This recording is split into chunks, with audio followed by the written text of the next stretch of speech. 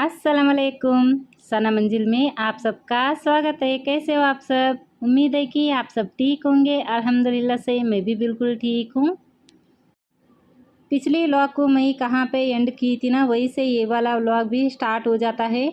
मैं कपड़े डाल के नीचे आके ना बर्तन वगैरह वॉश कर दी थी और उसके बाद किचन टॉप को भी अच्छे से क्लीन कर दी थी। और देखिए हस्बैंड भी लाए हैं ईद की सौदा।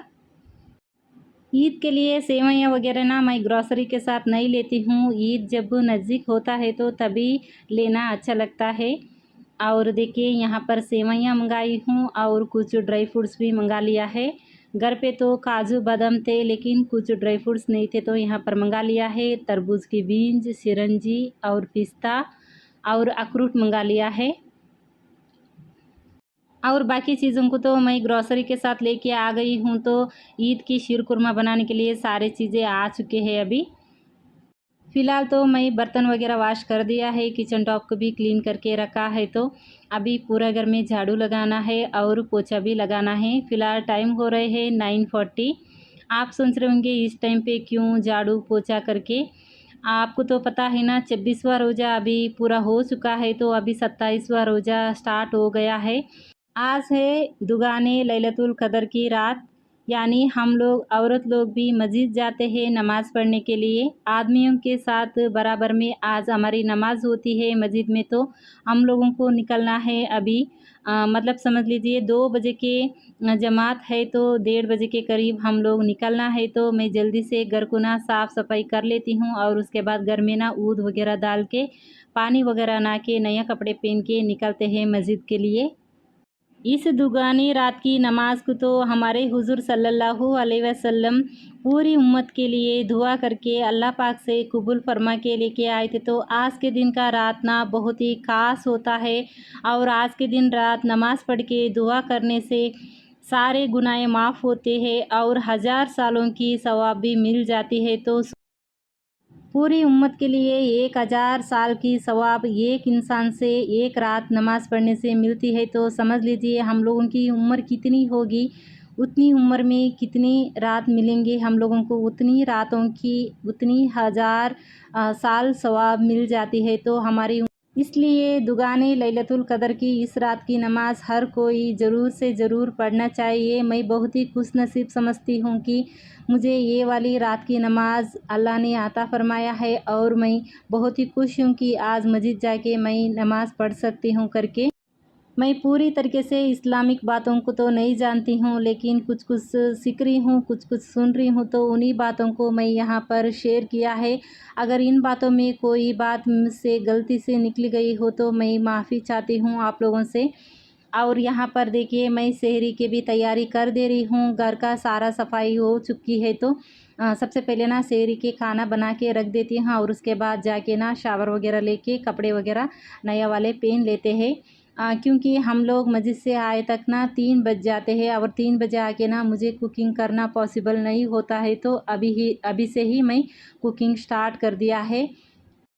मस्जिद से आते ही हम लोग सैरी करने के लिए बैठ जाएंगे करके मैं यहाँ पर कुकिंग कर दे रही हूँ। रोटियाँ डाल दिया है और राइस भी बन चुका है। तो यहाँ पर ना मैं पनीर भुजी बना रही हूँ। सिर्फ ना 10 ही मिनट बाकी है मुझे ना अभी तैयार होने के लिए जाना है। तो 10 मिनट में मुझे कुछ भी नहीं सोच रहा था तो मुझे पनीर पैकेट दिख गया था, इसलिए मैं पनीर भुजी बनाने के बारे में सोच के जल्दी जल्दी से बना रही हूँ। एक तरफ काट रही भी हूँ सब्जियाँ और दूसरी तरफ बना रही भी हूँ। सिंपल सी रेसिपी है, बहुत ही अच्छी बनी थी, बहुत ही पसंद से खाए थे। और मस्जिद से आने के बाद मैं चपाती बना ली थी एक 4 मेरे लिए और बेटी के लिए। तो हस्बैंड के लिए बेटे के लिए रोटियां बना के रख दी थी क्योंकि जवारी रोटी बनाने में थोड़ा सा टाइम लगता है। तो मैं ना रोटियां पहले डाल दिया है और इसके बाद आटा भी गूंद के रखी हूँ चपाती का। तो मैं आके जल्दी से चपाती बना दूँगी। देखिए यहाँ पर प्याज और टमाटर को ना अच्छे से भून लिया है तेल में और उसके बाद ना उसमें मसाले वगैरह ऐड कर दिया है। उनको भी थोड़ा सा भून के ना यहाँ पर इस तरह पनीर को ना कुरुक के डाल देना है। पनीर भुजी बहुत ही जल्दी बन जाता है। सिर्फ मुझे 10 ही मिनट लगा है ये वाली सब्ज़ी बनाने में और कोई भी तैयारी भी नहीं की थी। तैयारी करते करते ये वाली सब्ज़ी बना दिया है। और दूसरी तरफ मैं बच्चों को पानी नहाने के लिए भेज दिया है और उनके लिए यहाँ पर मैं नए कपड़े निकाल रही हूँ। हमेशा बच्चे ना खाई पे भी जाते हैं तो मेरी पसंद के ही कपड़े पहनते हैं, तो मुझे ही निकालना होता है, तो यहाँ पर निकाल रही हूँ। और ये रहा मेरा वाला ड्रेस। बहुत ही सिंपल कपड़े निकाल लिया है क्योंकि नमाज़ पढ़ने के लिए ये बहुत ही कंफर्टेबल होंगे करके ये ना मटेरियल से मैंने ही स्टिच कर लिया है, और बाकी के तो बच्चों की रेडीमेड वाले। ये वाला ड्रेस का दुपट्टा है ना थोड़ा सा छोटा लग रहा था, तो मैंने यहाँ पर नमाज के लिए थोड़ा सा बड़ी वाली ऊनी निकाल लिया है, और साथ ही यहाँ पर मैचिंग बैंगल्स भी निकाल ले रही हूँ।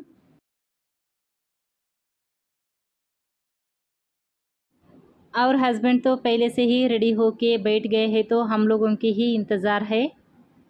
आज की रात लग रही थी मुझे जैसे कि आज ही ईद हो जैसा, क्योंकि बच्चे लोग ना नया कपड़े पहन के बार बार मिरर के सामने जाके देख रहे थे, तो मुझे लग रहा था कि जैसा ईद के दिन हम लोग तैयार होके मिरर में देखते होते हैं ना, उसी तरह लग रहा था।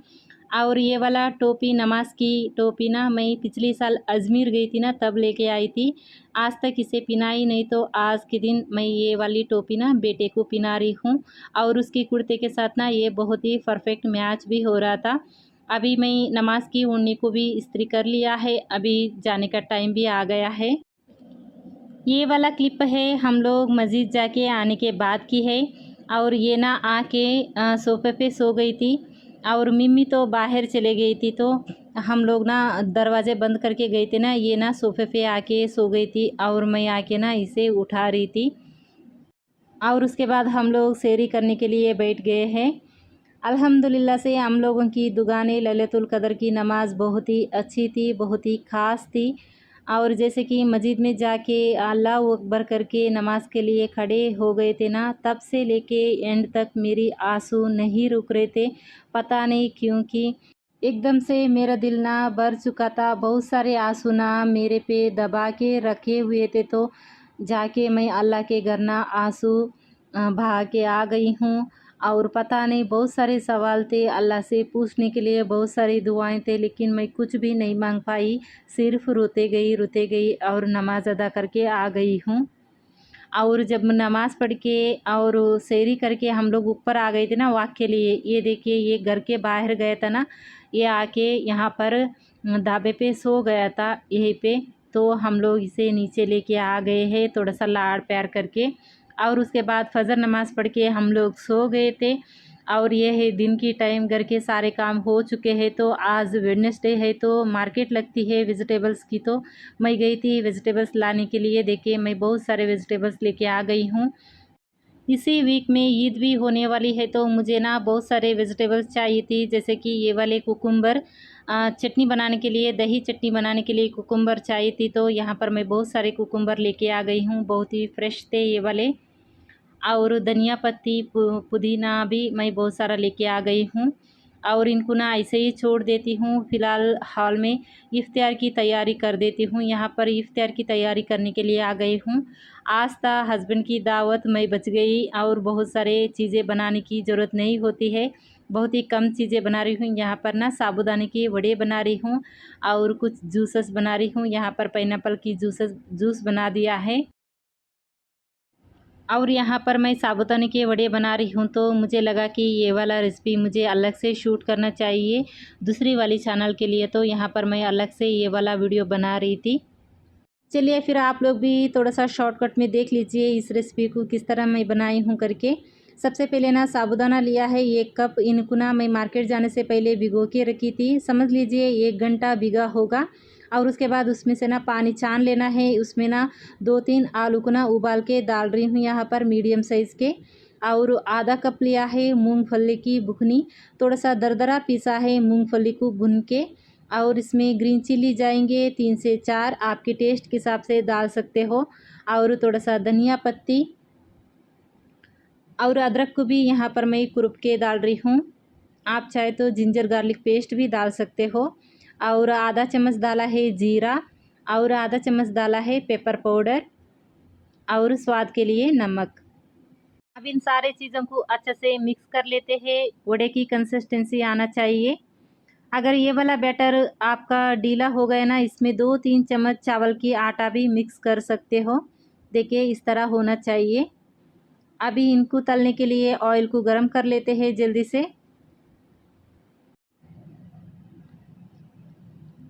और उसके बाद ना हाथों में इस तरह वड़े की बैटर को लेके ना इस तरह गोल गोल घुमा के इस तरह दबा दीजिए। देखिए वड़े बन जाते हैं। बहुत ही इजी है साबूदाने के वड़े बनाना। इस तरह ऑयल भी गर्म हो चुका है तो जल्दी से इन वड़ियों को डाल लेते हैं और मीडियम आंच पे रख के ना इनको तल लेना है। तभी ये ना बहुत ही क्रिस्पी बनते हैं और बहुत ही हल्के भी बनते हैं। देखिए इस तरह दोनों तरफ अच्छे से पलटाते पलटाते फ्राई करना है। इस तरह कलर आने के बाद इनको निकाल लीजिए एक टिश्यू पे।